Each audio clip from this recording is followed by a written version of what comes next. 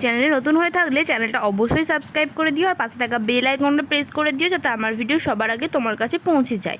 তো আজকে আমি চলে এসেছি ভিন্ন স্বাদের চিংড়ি মাছের মালাইকারি রেসিপি নিয়ে। তো চলো দেখে নেওয়া যাক এর জন্য কি কি করতে হবে আমাদের। তো প্রথমেই আমি নিয়ে নিয়েছি মাঝারি সাইজের বেশ কয়েকটা চিংড়ি মাছ। এখানে তোমরা চাইলে বড় গলদা চিংড়িও নিয়ে নিতে পারো, কোনো অসুবিধা নেই। এরপর আমি নারকোল নিয়েছি, নারকোলটা খুব ভালোভাবে কুড়ে নিয়েছি। এরপর এই নারকোল কোড়াটা থেকে যে দুধটা নারকোলের সেটা বার করে নেব। তো তার জন্যে পুরো নারকেল গুঁড়াটাকে আমি প্রথমে দিয়ে দিচ্ছি মিক্সিতে। এটাকে খুব ভালোভাবে পেস্ট করতে হবে। পরিমাণে একটু জল দেবো আমি এটাতে, যাতে পেস্টটা খুব ভালোভাবে হয়ে যায়। তো অল্প একটু জল দিয়ে নিলাম, এরপর পেস্ট করে নেব এটাকে। এই যে দেখো পেস্ট হয়ে গেছে। এরপর এটা থেকে দুধটা আমাদের ছেঁকে বার করে নিতে হবে। তো তার জন্য প্রথমে একটা বাটি নিয়েছি তলায়, আর নিয়ে নিয়েছি ওপরে একটা পরিষ্কার কাপড় ছেঁড়া। এরপর পুরো নারকেলের পেস্টটাকে দিয়ে দিচ্ছি, আর এটা থেকে এরপর চেপে চেপে দুধটা বার করে নেব। চলো দেখাচ্ছি আমি। এই যে দেখো হালকা করে প্রেস করলেই কিন্তু পুরো নারকেলের দুধটা বেরিয়ে আসবে।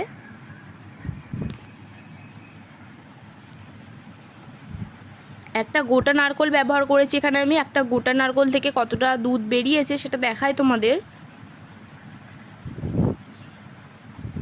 তো এই যে এতটা দেখো, এতটা দুধ আমি নারকেলটা থেকে বার করে নিয়েছি। এরপর নিয়ে নিচ্ছি একটা কড়াই দিয়ে দিচ্ছি কিছুটা পরিমাণে সর্ষের তেল। সর্ষের তেলটাকে একটু গরম হওয়ার পর্যন্ত অপেক্ষা করতে হবে। গরম হয়ে এলে এটাতে দিয়ে দেবো একটু নুন দেবো, আর দিয়ে দেবো একটু হলুদের গুঁড়ো। এরপর এই তেলে আমি চিংড়ি মাছগুলোকে ভেজে নেব। চিংড়ি মাছগুলোকে খুব বেশি ভাজবো না, হালকা করে ভেজে নেব।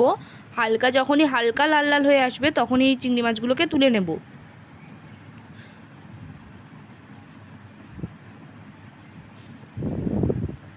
তো এই যে দেখো হালকা লাল লাল হয়ে এসেছে। এই অবস্থায় আমি সমস্ত চিংড়ি মাছগুলোকে তুলে নিচ্ছি। এই যে দেখো চিংড়ি মাছ সমস্ত ভাজা কমপ্লিট হয়ে গেছে। এরপর ওই চিংড়ি মাছ ভাজার তেলে আমি ফোড়ন হিসেবে দিয়ে দিলাম এলাচ, একটা ফাটিয়ে এলাচ দিলাম তেজপাতা, দিলাম দারচিনি 2 টুকরো। এরপর দিয়ে দেবো পেঁয়াজ আর রসুনের গ্রেট করে রেখেছিলাম পেঁয়াজ আর রসুনটাকে। এখানে তোমরা চাইলে বাটাও ব্যবহার করতে পারো, পেঁয়াজ রসুন বাটা, কোনো অসুবিধা নেই। তো এটাকে একটু ভালোভাবে কষিয়ে নিচ্ছি। এটাকে একটু রান্না করে নিতে হবে যতক্ষণ না পর্যন্ত পেঁয়াজ আর রসুনের গন্ধটা চলে যায়। গন্ধটা চলে গেলে আর যখন তেলটা মোটামুটি একটু ছেড়ে আসবে তখন আমি দিয়ে দেবো একটা পেস্ট। এখানে আছে গোটা জিরে, আছে ধনে, কাঁচা লঙ্কা আর আদার পেস্ট। এবার তোমরা চাইলে প্রত্যেকটা আলাদা আলাদাও ব্যবহার করতে পারো। আমি সমস্ত কিছুকে একসাথে পেস্ট করে ব্যবহার করে নিয়েছি এখানে। এবার খুব ভালোভাবে একটু কষিয়ে নেব। এখানে কিন্তু একদমই জল দেব না। হালকা তেল ছেড়ে আসবে যখন, তখন দিয়ে দেবো হলুদ গুঁড়ো অল্প পরিমাণে, আর দিয়ে দিচ্ছি কাশ্মীরি লঙ্কার গুঁড়ো। কালারের জন্যই কাশ্মীরি লঙ্কার গুঁড়োটা দেওয়া।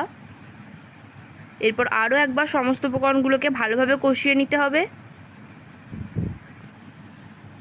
কালারটা দেখো একদম চেঞ্জ হয়ে গেছে। এরপর দিয়ে দিচ্ছি পরিমাণ মতো নুন, আর ওই যে নারকেলের দুধটা বার করেছিলাম সেটা অল্প অল্প করে দিয়ে আমি গ্রেভিটা তৈরি করে নেব। প্রথমেই একবারে পুরোটা দিয়ে দেবো না, এভাবে অল্প অল্প দিয়ে গ্রেভিটা তৈরি করে নেব। তো গ্রেভিটা দেখো বেশ অনেকটাই মোটা হবে।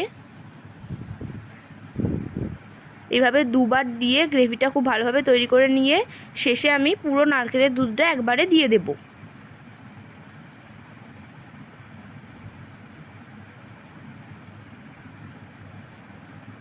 এই গ্রেভিটা খুব বেশি পাতলা করলে চলবে না। এরপর এই যে দেখো পুরো নারকেলের দুধটাই দিয়ে দিলাম।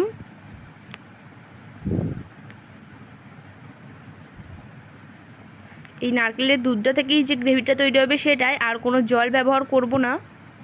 এরপর দিয়ে দিচ্ছি মোটামুটি 1/2 চামচ থেকে 1 চামচ মতো চিনি। এরপর যে ভেজে রেখেছিলাম চিংড়ি মাছগুলো, সেই চিংড়ি মাছগুলো দিয়ে দিলাম। চিংড়ি মাছগুলো দিয়ে খুব ভালোভাবে একটু নাড়িয়ে চাড়িয়ে নিতে হবে। এরপর যখন একটু ফুটে আসবে তখন আমি ওপর থেকে দিয়ে দেবো টক দই। এই টক দইটা দেওয়ার পর গ্যাসের ফ্লেমটা একদম লো রাখতে হবে, হাই রাখা যাবে না।